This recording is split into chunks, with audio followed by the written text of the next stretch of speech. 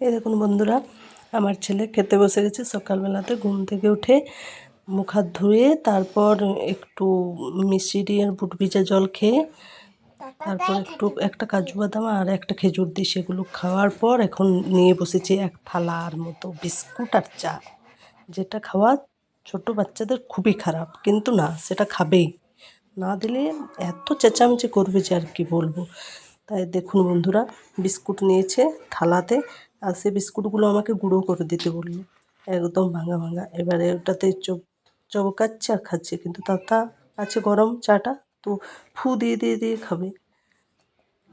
আর বলছে, মা আমি আপে খেতে পারবো ফু দিয়ে দিয়ে। আর দেখুন বন্ধুরা, গরম লেগেছে তখন এইরকমভাবে করছে,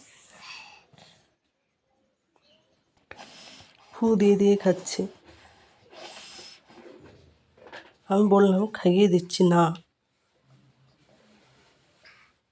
আর এক গচ্ছা বিস্কুট নেবে, এক গচ্ছা বিস্কুট না হলে ওর হয় না। আটটা তো প্রতিদিন বিস্কুট খায় সকালবেলাতে। চা নিয়ে নেবে এক বাটির মতো। ওকে দুধ চা দিইনি, কারণ দুধ চা খেলে গ্যাস হয়, তাও লাল চাই দিয়েছি।